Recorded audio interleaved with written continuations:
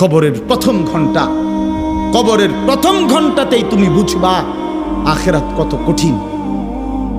রাসূলুল্লাহ সাল্লাল্লাহু আলাইহি ওয়াসাল্লাম বলেন, কবরে যেই নাফরমান প্রশ্নের জবাব দিতে পারবে না, তিনটি প্রশ্নের, তো আল্লাহ তাআলা বলবেন কাযাবা আবদি, ফেরেশতা আমার এই নাফরমান বান্দা মিথ্যা বলেছে। ফাআফরিশুহু মিনান নার ওয়ালবাসুহু মিনান নার, আমার নাফরমান বান্দার কবরে জাহান্নামের বিছানা বিছায় দাও, ওরে জাহান্নামের পোশাক দিয়ে আবৃত করে দাও। ওয়াফতাহু লাহু বাবান ইলান নার, জাহান্নাম বরাবর তার কবর থেকে দরজা খুলে দাও, কবর খুলে দাও।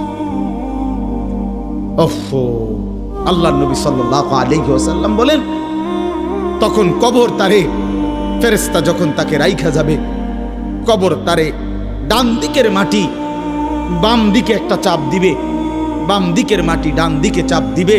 আল্লাহর কসম, নবী বলছে হাত্তা তাখতালিফা আদলাহু, ডান পাশের হাড্ডি এবং এই পাজরের হাড্ডিগুলো করকর করে ভাঙ্গা বাম দিকে চলে যাবে, বাম দিকের গুলো ডান দিকে চলে যাবে। ভাইয়া আমার, তুমি তোমার উপরে রহম করো। বাপ আমার, আপনাদেরকে বলি, হারামের টাকা উপার্জন কইরা, সুদের টাকা, কিস্তির টাকা, ঘুষের টাকা, ওজনে কম দেওয়া টাকা, হারাম ব্যবসার টাকা, বাটপারি সিটারির টাকা দিয়া বংশ, ফ্যামিলি, স্ত্রী, সন্তানের জন্য রাইখা যাইয়েন না।